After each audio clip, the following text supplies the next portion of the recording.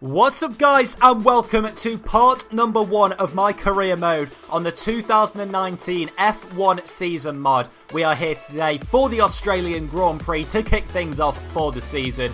And if you guys didn't know, in the preview video I announced that I will be driving for Renault in this series. So we made sure to meet our team before arriving in Melbourne, and we are now ready to get out onto track.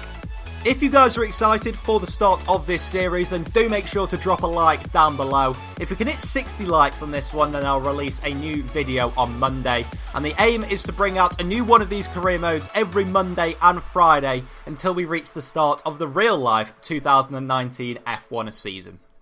So here we are then, ready on the grid for the start of a new season.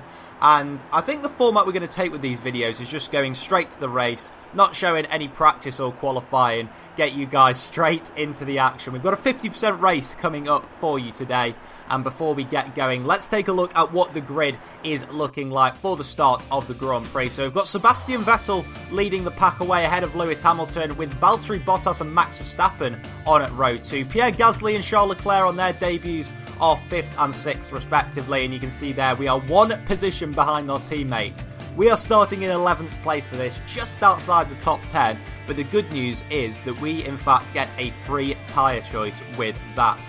So yeah, not great in qualifying, but not terrible either. We were less than a tenth of a second off Daniel Ricciardo, our teammate, and as I mentioned, that gives us a free tyre choice. So you can see it's looking like a one stop as a result of us not having to start on the softest compounded tyre.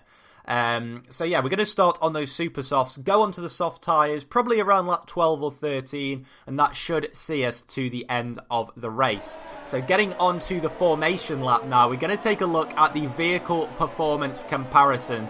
So of course, throughout the course of this season, our aim is to try and improve this Renault car as much as possible, and at the moment, we are the 4th quickest team.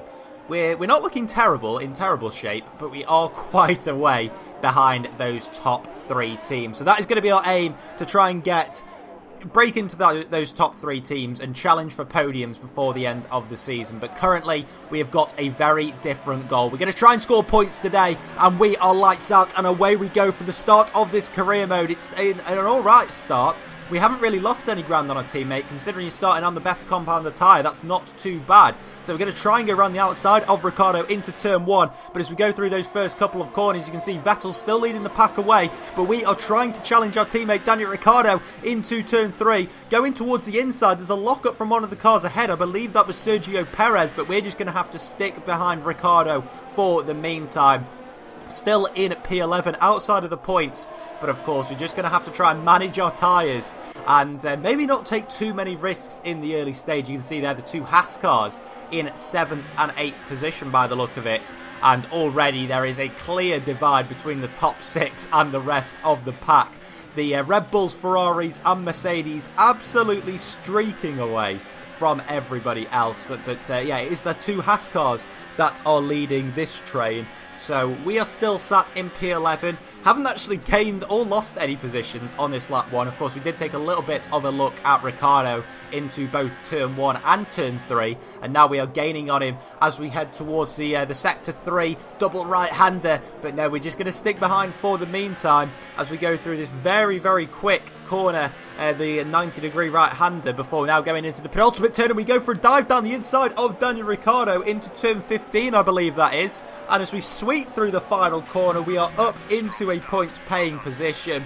And, well, we have got ahead of our teammate, and we want our team to know that we really do want to be the #1 driver this season. So, yeah, we're going to take a look at the start from the other perspective. So that is Sebastian Vettel up at the front. Of course, he started on pole position, and it was a pretty clean start for him, but that couldn't be said for Lewis Hamilton, who started on the front row alongside Vettel, and Hamilton has already been passed by his teammate Valtteri Bottas. So Bottas getting up into P2 and holding position. Hamilton did take a little bit of a look into turn 3. And then we've got Charles Leclerc sitting in P4 ahead of Pierre Gasly, and Max Verstappen, who's had a poor start. He started in 4th, but has already lost 2 positions on the first lap of the Grand Prix. But now we're going to go back to ourselves, and we are sitting in P10, but we look to have a decent amount of pace in this race, you know, especially considering we are on the slower tyre. So it's Sergio Perez in the Racing Point car, just ahead of us. So he is sat in P9, and in 8th and 7th we have the two Haas cars who are really starting to pull away now, very much using each other as a method of pulling away from the rest of the pack. But there you can see Sergio Perez just getting so much of a better exit out of turn 10 and onto this sort of curved back straight before the quick left and right of 11 and 12. The Renault there showing that it has got a decent amount of high-speed aerodynamic grip, as we did close in on Sergio Perez there, but it's not quite enough to get us close enough into turn 13.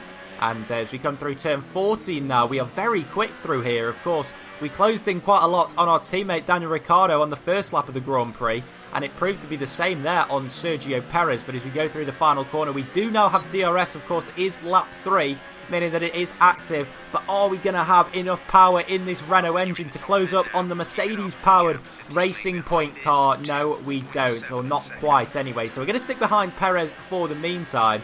But just half a lap or so later on lap 4, we're still closing in on Perez, but again, not really getting close enough to be able to make a significant move. So once again, through turn 14, closing in on that pink car up ahead, but Perez has got a decent enough exit out of turn 15, but it's not as good as ourselves. And despite being in the dirty air of Perez, we're very much putting him under pressure. He ran a little bit wide out of the final corner, which should give us a little bit of a go maybe into turn 1. We're going to go down the inside of Sergio Perez for P9, very much side by side through turns 1 and 2. And it looks as if we've just about got ahead of Perez. We are going to have the DRS, but Perez will have the slipstream, and the Mercedes power looks as if it's gained him a little bit of ground. He tried to go to the inside, but we just about fend him off, and we are up into P8 for the meantime at the start of lap 5. But by midway through the same lap, Perez has got past us, not even on the DRS. It's just that exit that he gets off turn 10. And fortunately enough, we did manage to pick DRS up for this the run down to turn 30, but it is not enough to close in on Perez. So he's got the move done on us. Fair play. There's been a couple of overtaking moves on this lap, but it is still Perez who has come out on top. Now we're going to stick behind him once again. We're pretty much the same distance away that we were this time last lap, so we've got to try and make it a clean overtake, maybe even do it into turn 1 this time, and pull away with that DRS assistance through towards turn 3 and make sure that he can't get us back. So we're going to go for a bit more of an aggressive move now into turn 1. We gave Perez the space, but he did run a little bit wide, and we do manage to make that position up. We are definitely further ahead of him this time, meaning that we can brake nicely into turn 3 and take our racing line. Unfortunately enough, that did manage to get us the position, and we actually managed to make it stick as well for the next few laps. You can see pulling away from Sergio Perez as we are up into P9. So half a second is the gap at the moment. And now we've got the safety car deployed. So the Haas cars are a decent amount away from us. And Kevin Magnussen is one of the ones that has retired. So we are up into P8. You can see Grosjean and Magnussen were just sort of slipstreaming each other at this stage of the race. But Magnussen looks like an engine problem because he's just had to pull over to the side of the racetrack, and that is terrible luck for him, but of course good luck for us on lap 8 of the Grand Prix. The only downside is that is pretty much our one-stop strategy out of the window, so it's a good and it's a bad thing. We can afford to be a little bit more aggressive on our tyres now, because of course the safety car sort of buys us a free pit stop. There's no point in us really carrying on being behind the safety car for 3 laps, obviously getting caught up by everybody who has pitted, and then pretty much as the safety car peels off, we will have to make our pit stop. So we've decided to take the safety car period as a bit of an advantage for ourselves to go onto the ultra soft tyres. Unfortunately, we didn't have any fresh sets, so it is one that we used in qualifying, but still it should give us a good bit of pace for the following 7 or 8 laps. And as we look now at the running order under the safety car, it's still your same top 3 that we had at the start of the Grand Prix, and then Pierre Gasly sat in P4. So the 2 young guns, Leclerc and Verstappen, are the ones that have pitted out of the top 6, and they are directly in front of us. So we are sat in P15, meaning that it doesn't look like many cars in fact took that opportunity to pit But the safety car is now coming in at the end of lap 10,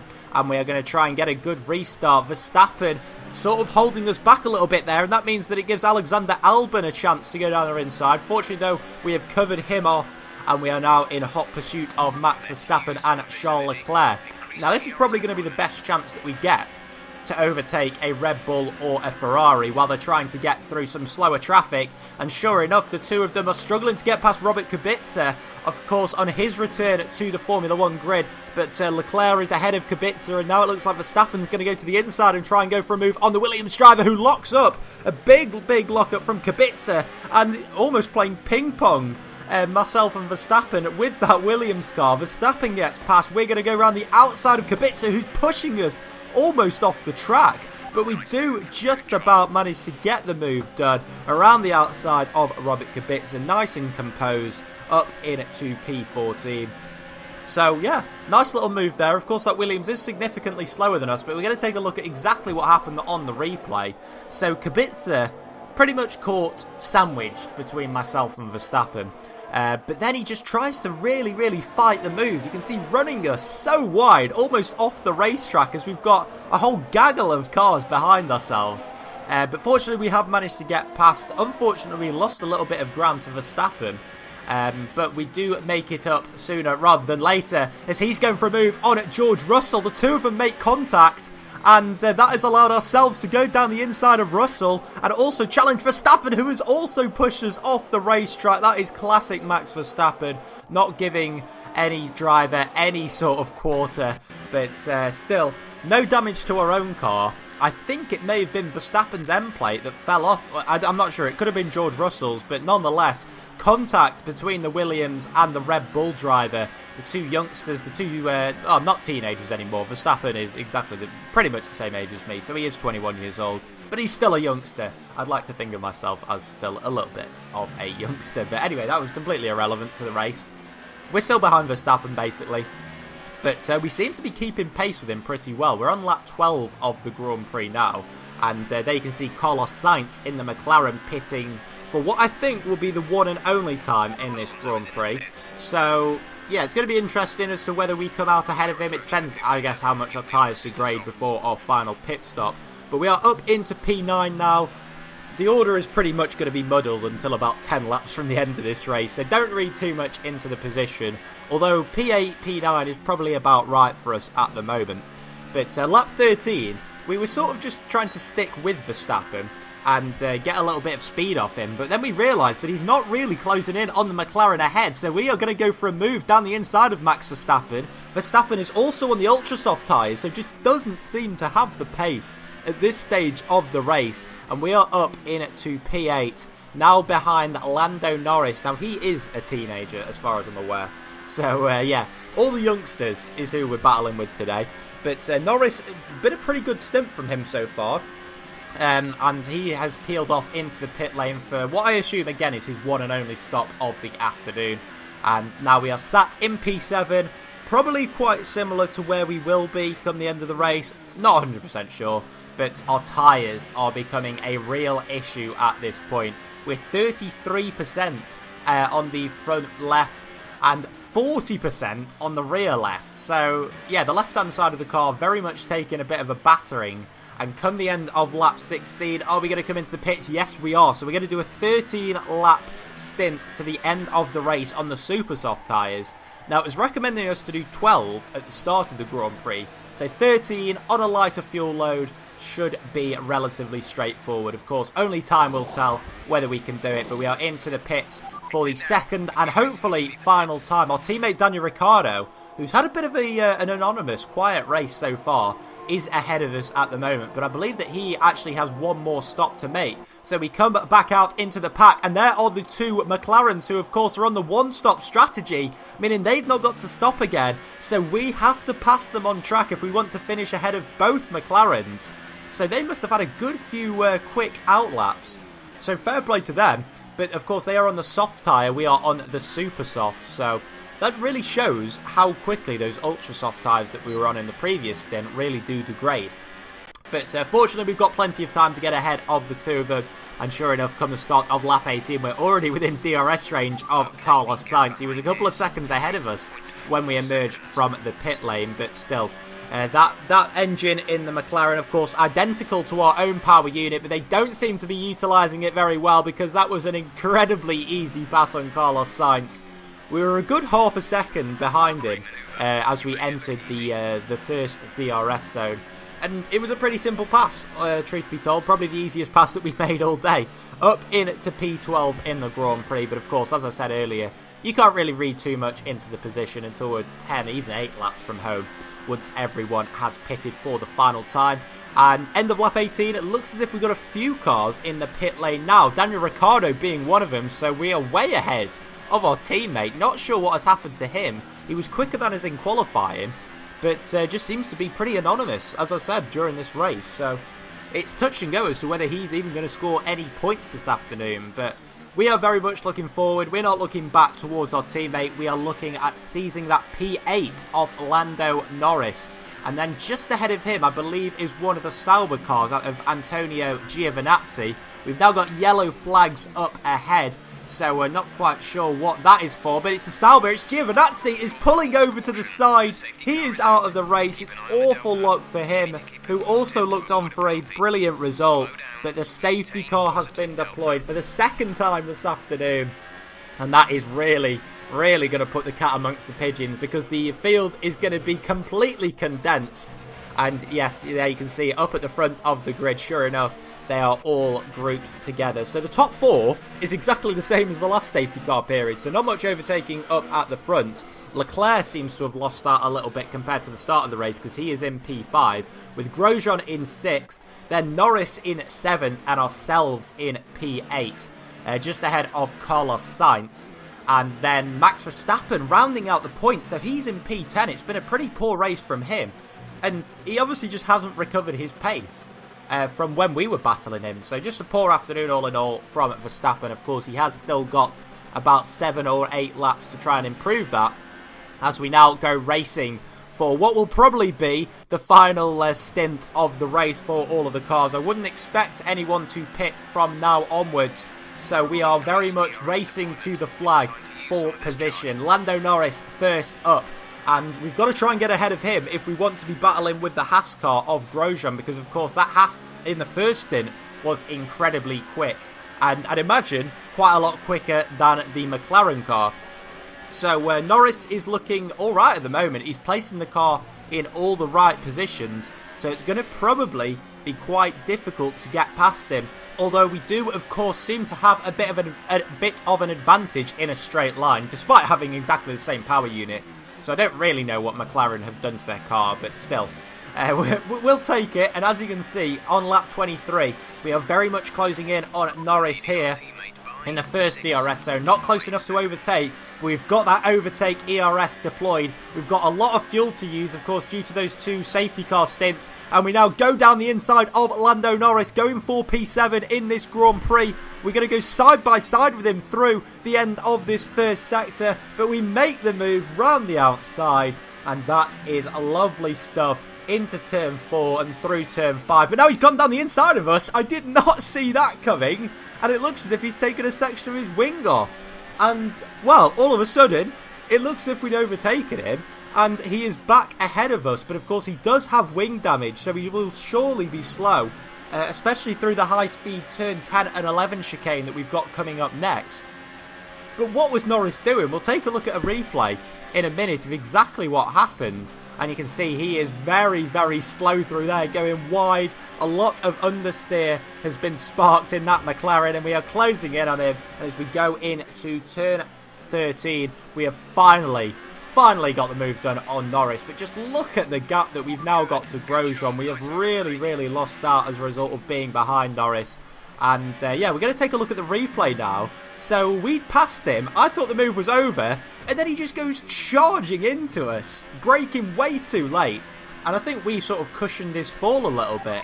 So that was that, a very strange one. But we're not going to complain, because in the end we've not ended up too badly. But unfortunately we couldn't close in on Romain Grosjean, So it was a case of a bit of power unit conservation towards the final few laps of the race. We had nothing to fight for, but Valtteri Bottas evidently did have something to fight for, because he overtook Sebastian Vettel in the final stint to take the first race victory of this career mode season, and we come through the final corner to take P7. Realistically, probably the best we could ask for. Not a bad debut for ourselves, and we will take those 6 points forward to hopefully build on for the rest of the season. But today is the day of Mercedes. Once again, they seem on course to win more and more races. Bottas went winless in the real-life 2018 season. This is telling us that he's going to win the first race in 2019. So a real turn-up for the books in this race. And it was in fact a Mercedes 1-2. So Vettel must have run into some issues in the final stint, because he only just finished ahead of his teammate Charles Leclerc, with Gasly finishing in P5, Grosjean the best of the rest in P6, with Sainz behind us in P8. Two of the big losers were our teammates Daniel Ricciardo and also Lando Norris, because that wing damage absolutely crushed him. He finished in 17th position. I don't know what he was doing. I really don't, but yeah. It's not worked out great for him. It's worked out all right for us. Of course, the driver's standings at the moment are exactly the same as the race results that you've just seen. Our teammate Ricciardo yet to get off the mark, meaning that we are carrying all 6 points for Renault thus far. But I'm sure that Ricciardo will improve as the season goes on. But guys, I am breathless after that race. What a race it was. So much excitement. Hopefully you guys did enjoy it. If you did, then do make sure to leave a like. And I'd also love to hear love to see your comments below. Here, see, whatever it is, just comment below on your thoughts on this series. And I'll see you guys for the Bahrain Grand Prix next time. Take care. Bye-bye.